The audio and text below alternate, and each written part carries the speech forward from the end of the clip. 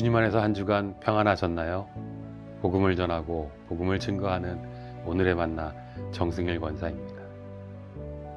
산상수훈, 예수님의 가르침은 오늘도 이어집니다.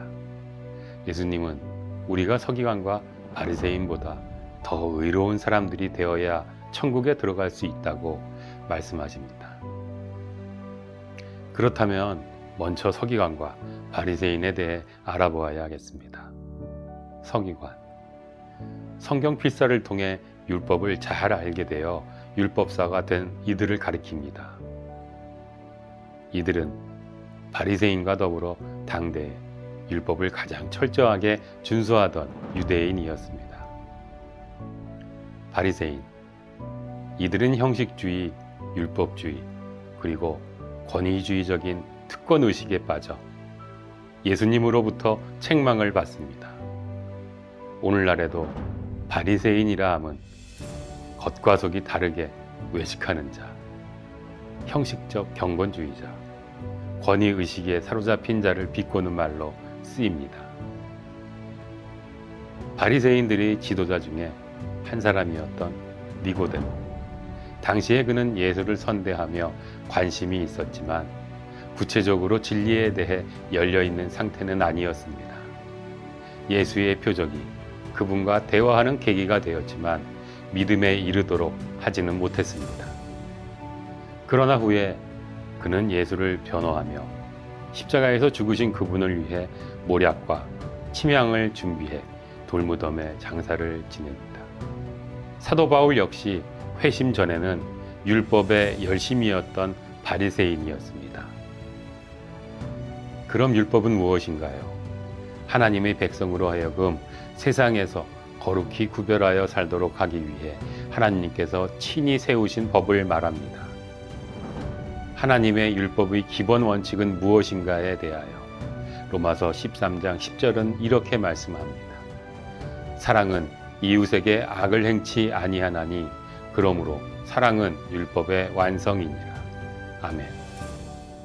하나님의 율법은 사랑으로 요약됩니다. 마태복음 22장 말씀입니다. 예수께서 가라사대 내 마음을 다하고 목숨을 다하고 뜻을 다하여 주 너의 하나님을 사랑하라 하셨으니 이것이 크고 첫째 되는 계명이요 둘째는 그와 같으니 내 이웃을 내 몸과 같이 사랑하라 하셨으니 이 두 계명이 온 율법과 선지자의 강령이니라. 아멘. 예수는 제자들에게 바리새인보다 정의로워야 한다고 가르치십니다. 율법만을 고수하는 것이 아닌 사랑과 정의 또한 실천해야 한다고 가르치십니다. 하나님의 사랑과 정의에 대한 예수님의 가르침, 잠시 후에 만나보시겠습니다.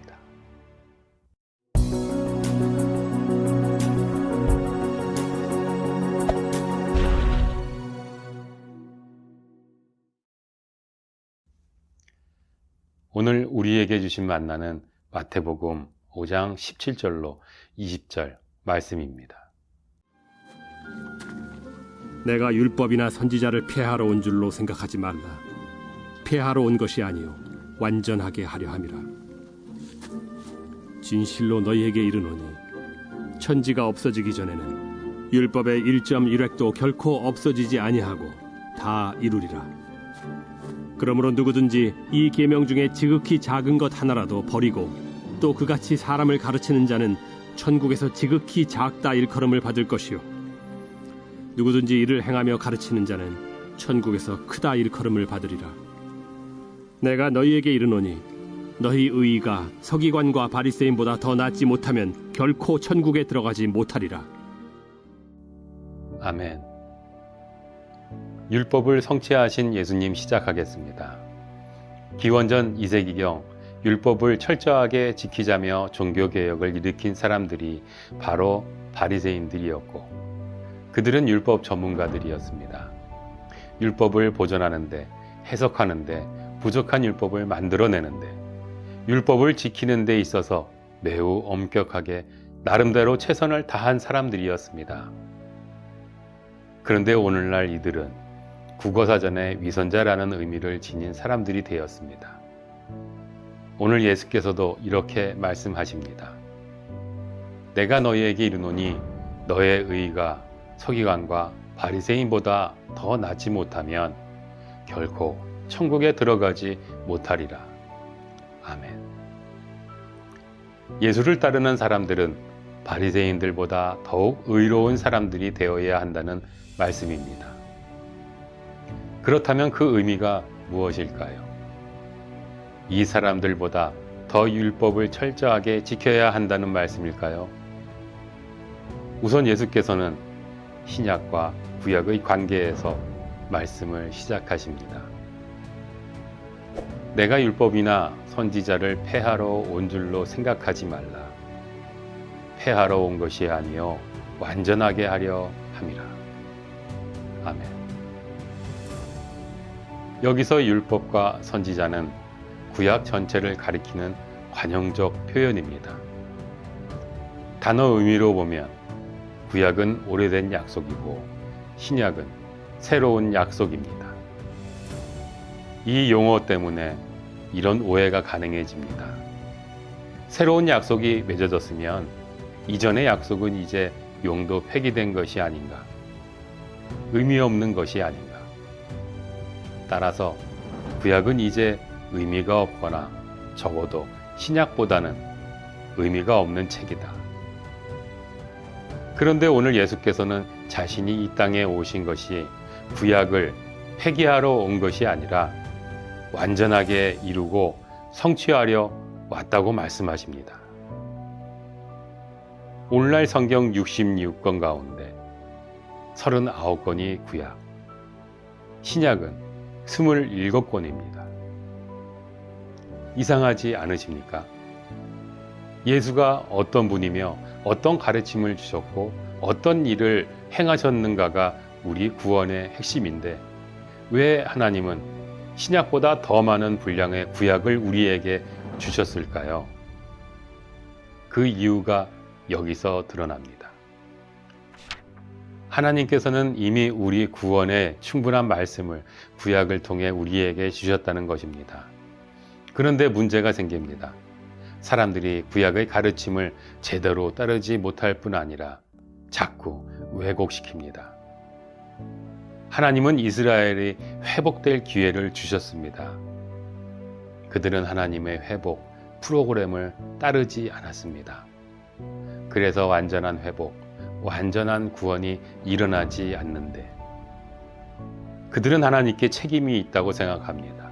심지어 하나님의 나라, 하나님의 통치가 이 땅에 이루어지는 것은 비현실적이라고, 현실에서는 결코 실현될 수 없는 일이라고 오해합니다. 그래서 하나님은 메시아적인 존재를 보내셔서 구원 프로그램을 진행하시려고 하는데 누구를 보내도 소용없습니다. 그래서 하나님이 직접 사람이 되어 이 땅에 오신 분이 예수이십니다. 이 땅에 오신 예수는 구약에서 선포된 하나님의 나라가 이 땅에 이루어지고 있음을 말씀으로, 행동으로 선포하십니다. 그런 의미에서 구약을 현실로 이루십니다. 구약이 없어지는 것이 신약이 아니라 구약이 예수 안에서 참으로 현실이며 실제임을 드러내는 것이 신약입니다. 신약은 철저하게 구약을 전제하고 쓰여졌고 따라서 그렇게 읽혀져야 합니다. 그런 의미에서 예수는 구약의 완성이신 것입니다. 본래 구약이 우리 구원에 충분했던 것처럼 율법도 마찬가지입니다. 하나님께서는 우리 구원에 충분한 율법을 주셨습니다. 진실로 너희에게 이르노니 천지가 없어지기 전에는 율법의 1.1획도 결코 없어지지 아니하고 다 이루리라. 아멘.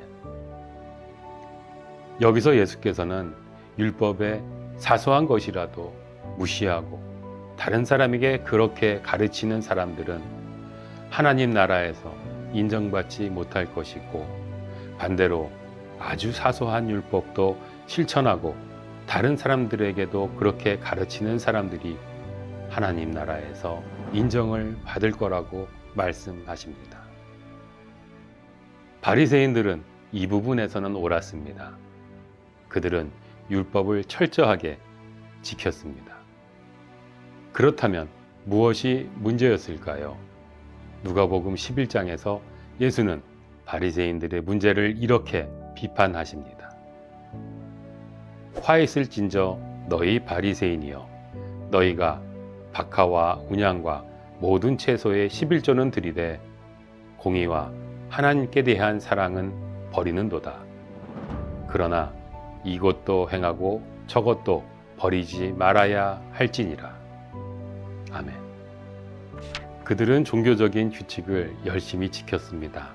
당연히 11조를 드렸습니다. 심지어 하나님께 직접 규정해 주신 범위를 넘어서서 채소의 11조까지 계산해서 드렸습니다. 그런데 하나님께서는 그들이 공의와 사랑을 실천하지 않았다고 책망하십니다. 정의롭게 살지도 않고 하나님을 사랑하지도 않으면서 11조만 열심히 계산해서 드리면 무엇하겠냐는 책망입니다. 우리가 바리새인들보다 더 의로운 사람들이 되어야 한다. 의로운 삶을 살아야 한다는 말씀의 핵심이 여기에 있습니다. 우리의 모든 종교적 실천에는 하나님의 뜻, 하나님의 마음이 담겨 있어야 한다는 것입니다. 바리새인들에 대한 예수의 처방전에 우리는 주목해야 합니다. 이것도 행하고 저것도 버리지 말아야 할지니라. 예수님은 하나님의 사랑과 정의를 실천하며 살면서 11조를 드리라고 말씀하십니다. 그리고 그 11조를 하나님의 사랑과 정의를 실천하는 일에 사용하라고 말씀하시는 것입니다. 이미 말라기를 통해 주어졌던 가르침이었습니다.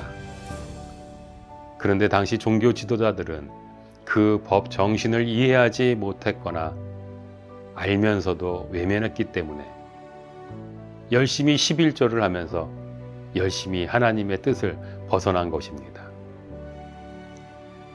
우리나라 모든 법이 헌법을 기준으로 해석되듯이 우리의 모든 율법, 종교적 실천 역시 헌법이 있습니다. 그 헌법은 하나님의 사랑과 정의입니다. 그 사랑과 정의는 예수님의 가르침과 삶에 고스란히 담겨 있습니다. 하나님이 사람으로 이 땅에 오셔서 말씀으로 우리 삶의 기준을 제시해 주셨을 뿐만 아니라 행동으로 우리 삶의 기준이 되어 주셨습니다. 그 예수께서는 지금도 우리가 어떤 종교적 규칙들을 교회 안팎에서 지키며 살아야 하는지를 우리에게 일깨워 주십니다.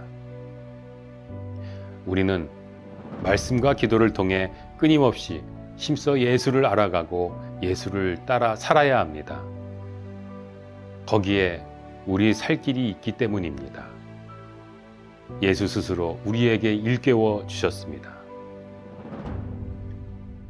내가 곧 길이요 진리요 생명이니 나로 말미암지 않고는 아버지께로 올 자가 없느니라. 아멘. 사랑하는 여러분, 예수를 닮아가고 예수를 따라 살아가는 것이 우리가 이 땅에서 가장 사람답게 살아가는 길입니다. 이 땅을 살리는 길입니다. 삶의 문제라면 예수가 해답입니다. 세상이 문제라면 예수가 해답입니다. 예수 정신을 담은 종교적 실천, 예수 정신을 담은 일상의 실천이 우리를 구원합니다. 끊임없이 그리스도를 배우고 그리스도를 묵상하고 그리스도를 닮아가며 그리스도를 따라 사는, 그래서 이 땅에서 하나님의 나라를 살아가는, 구원을 누리는, 영원한 생명을 살아가는 우리가 더욱 되기를 주님의 이름으로 축복합니다. 하나님, 오늘 예수님은 우리에게 의로운 사람들이 되어야 한다고 말씀하십니다. 그러나 세상과 구별되게 살지 못하고 주신 말씀에 실천 없이 행동하지 않고 살았음을 회개합니다.